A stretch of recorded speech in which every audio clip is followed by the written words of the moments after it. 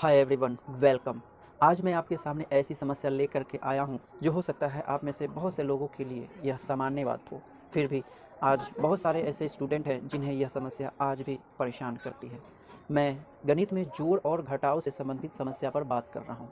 जोड़ और घटाव हमें पहली कक्षा से ही सिखाया जाता है। जैसे जैसे हम विकसित होते हैं हमारी समस्या का लेवल और बढ़ते जाता है। परेशानी तो तब उत्पन्न होती है जब हमें पूर्णांक संख्या इंट्रोड्यूस करवाया जाता है। पूर्णांक से मेरा मतलब है प्लस और माइनस वाली समस्या।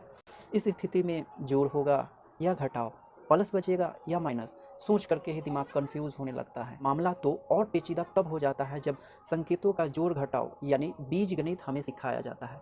खैर, आप भी अगर इस परेशानी से परेशान हैं, आप भी इन समस्याओं के सामने रुक जाते हैं, तो यह वीडियो खास आपके लिए है। अगर आप गणित को अच्छी तरीके से फील करना चाहते हैं तो यह वीडियो पूरा ज़रूर देखें। तो शुरू करते हैं आज का वीडियो। तो आज हम बात करने वाले हैं जोड़ और घटाव से संबंधित कुछ महत्वपूर्ण बिंदुओं पर। किसी भी प्रकार के जोड़ और घटाव के लिए हमें 4 बातों का ध्यान अवश्य रखना चाहिए, जो है इस प्रकार से। इसमें पहला बिंदु हमें यह याद रखना है कि यदि 2 या 2 से अधिक संख्याएं समान चिन्ह के साथ हो तब जोड़ना होता है। यानी 2 या 2 से अधिक संख्याएं समान चिन्ह यानी या तो प्लस प्लस या फिर माइनस माइनस के साथ हो तब हम क्या करते हैं, उसे आपस में जोड़ देते हैं। फिर दूसरी, यदि 2 संख्याएं असमान चिन्ह यानी प्लस और माइनस दोनों हो संख्या में तो वहाँ पर क्या होगा, वहाँ पर घटाव होता है यानी घटाना होता है। फिर तीसरी बात हमें याद रखना है कि हमेशा अधिक में से कम को घटाया जाता है, ठीक ना। अधिक में से कम को घटाया जाता है। हो सकता है कि जोड़ घटाव के दौरान अधिक में माइनस हो या प्लस हो, तो जो अधिक होगा चाहे प्लस हो चाहे माइनस हो, जो अधिक होगा उसमें से कम को घटाया जाता है। और चौथी बात हमें यह याद रखना है कि जिसमें से घटेगा उसी में से बचेगा, ठीक ना। जिसमें से घटेगा उसी में से बचेगा, ठीक। यानी अगर माइनस ज़्यादा है और प्लस कम है ना, तो हमें क्या करना होगा कि अधिक में से कम को घटाना पड़ेगा। अगर माइनस ज़्यादा है तो माइनस में से प्लस को हटाना पड़ेगा, तो क्या होगा, माइनस ही बचेगा। यानी जो ज़्यादा होगा उसी में से कम को घटाना है और जिसमें से घटाएंगे उसी में से बचेगा। आप इन बिंदुओं को लिखें, हम उदाहरण के थ्रू इसे समझने की कोशिश करते हैं। तो चलिए कुछ उदाहरण पर हम गौर कर लेते हैं। जैसे कि पहला +2 +5 +3 और +4, है ना। तो यहाँ हम देख रहे हैं हमारे पास 4 संख्याएं हैं। 4 संख्या सभी समान चिन्ह के साथ यानी प्लस के साथ हैं, तो क्या करना होगा, यहाँ पर जोड़ना पड़ेगा। तो 7 3 10 और 4 14 हो जाएगा, और वो भी प्लस में, ठीक। और अगर हम दूसरे उदाहरण पर गौर करें, जैसे कि -2 -5, है ना, -4 और फिर -6, तो यहाँ हम देखें कि यहाँ पर फिर हमारे पास 4 संख्याएं हैं और सभी संख्याएं समान चिन्ह के साथ यानी माइनस के साथ है। तो यहाँ भी क्या होगा, यहाँ भी जोड़ना पड़ेगा। सभी को क्या करेंगे, जोड़ेंगे। तो -2 और -5 7 और 4 11, 11 और -6 कितना हो जाएगा, -17 हो जाएगा। तो समझ में आया ना।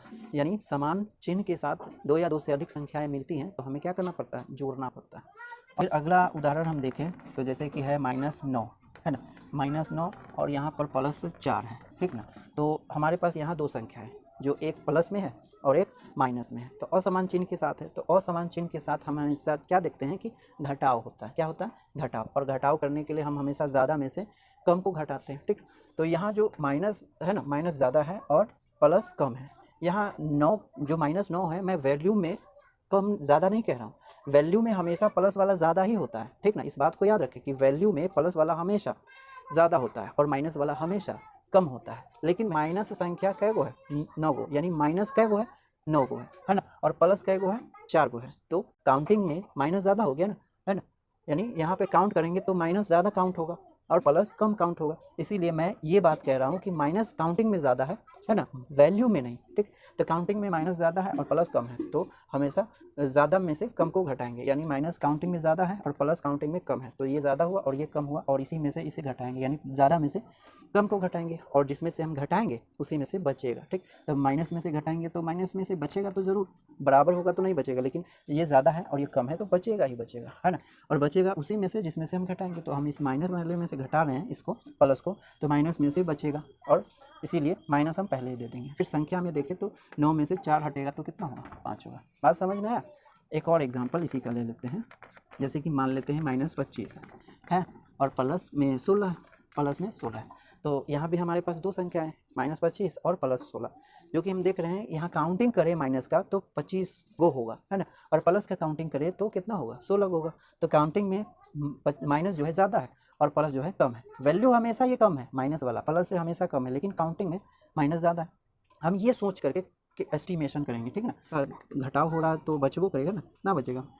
देखिए माइनस बचेगा क्योंकि माइनस ज़्यादा है, 16 में 25 में से 16 को घटा देंगे तो कितना बचेगा, हाँ 9 बचेगा। तो इस प्रकार से